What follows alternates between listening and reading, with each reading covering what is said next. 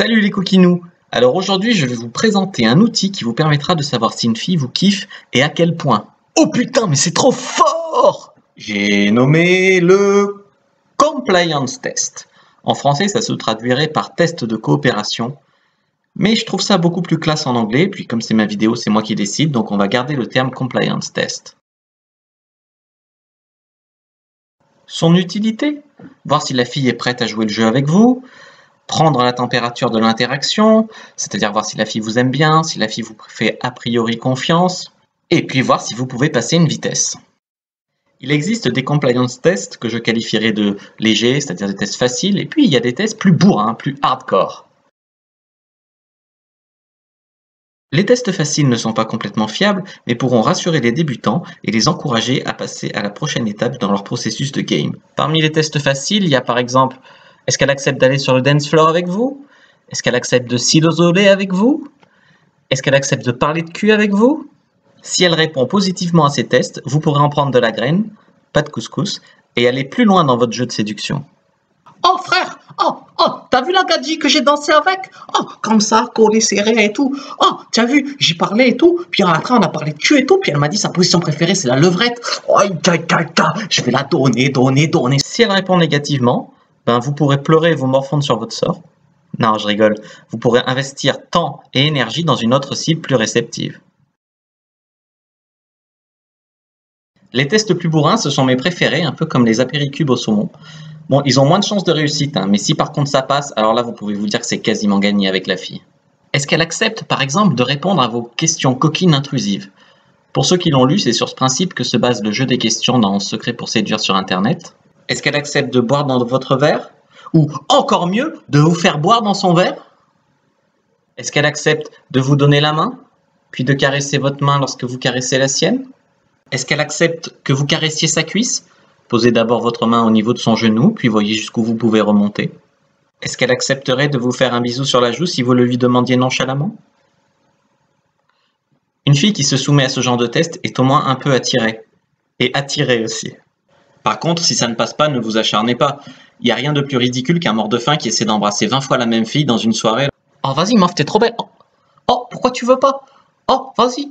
Oh, juste un petit bisou là. Oh. Non, pourquoi tu veux pas? Allez, vas-y, je te paye un verre et tu me laisses t'embrasser, ok? Ah, non? Oh! Cependant, attention, il faut savoir faire la différence entre un rejet et un test de persévérance. Comme vous le savez, les femmes aiment faire croire qu'elles ne sont pas faciles. Donc parfois, elles s'amusent à résister juste par principe ou pour se donner bonne conscience. C'est votre intelligence sociale et votre expérience sur le terrain qui vous permettront 1. De ne pas insister comme un relou alors que c'est mort, 2. De ne pas abandonner prématurément alors qu'elle était en fait attirée. Et attirée aussi. L'idée en allant vite, c'est-à-dire en y allant comme un bourrin, c'est de tester rapidement le seuil de tolérance de la fille. Et oui, une fille que vous connaissez depuis quelques minutes peut très bien accepter de vous donner la main, ou bien même de vous embrasser sur la bouche, oui. Mais quand bien même le test échouerait, vous aurez quand même montré votre intérêt et que vous avez des couilles. D'ailleurs, si elle reste près de vous malgré ça, malgré votre tentative, alors qu'elle peut très bien se barrer, c'est qu'elle accepte tacitement que vous essayiez encore plus tard. Ou alors elle est vraiment très très conne et elle aime vivre dangereusement. Je veux dire par là que dans ce cas de figure, si elle refuse de vous embrasser, ce n'est pas forcément mort. En effet, si vous y êtes allé comme un bourrin, elle a peut-être besoin de plus de temps, et ou que vous la rassuriez un peu, et ou que vous la chauffiez un peu plus. C'est à vous de vous adapter en fonction des circonstances et au cas par cas. Mais dans la plupart des cas, c'est la partie logique de son esprit qui essaye de bloquer, de rationaliser tout ça, et la partie émotionnelle qui a envie de jouir. À vous donc de la débloquer et de l'exciter. Quand vous essayez rapidement de l'embrasser sur la bouche, par exemple, c'est une sorte de porte-nez. En vous refusant de vous embrasser sur la bouche, elle est plus à même d'accepter quelque chose de moins gros, de moins engageant, comme par exemple que vous l'embrassiez dans le cou. Donc l'idée c'est que vous allez utiliser ça, cette tentative, donc si ça passe au premier coup tant mieux, si ça passe pas, allez-y pour l'embrasser dans le cou et tout, pour la chauffer, et puis il y a plus de chances qu'elle accepte plus tard. Un peu de 36-15 My Life maintenant. Pour l'anecdote, ça m'est arrivé plusieurs fois qu'une fille refuse que je l'embrasse, mais me laisse la chauffer, puis qu'après être chaude, elle vienne d'elle-même m'embrasser, et puis qu'on baisse dans toutes les positions du Kama Sutra. Ça fait beaucoup, hein. Et aussi, oser tenter sa chance comme ça et prendre les choses en main, c'est une forme de DHV, de démonstration de haute valeur, qui peut créer de l'attraction en soi. L'avenir appartient donc aux mecs culottés qui sauront prendre des initiatives à bon escient. Mais mettez quand même des boxeurs. Mais ce test, qui est comme un feu rouge ou un feu vert, n'est pas une fin en soi. Il faut toujours voir jusqu'où on peut aller et si on peut aller encore plus loin, toujours plus loin, jusque dans son lit. Essayez de toujours presser les femmes comme des citrons à ce niveau-là. Et essayez toujours de monter sur la marche supérieure de l'escalier de la vie.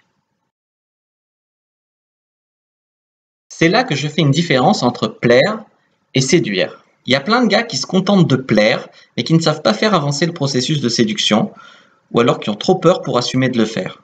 Résultat, même si je plais moins qu'eux, je baisse beaucoup plus.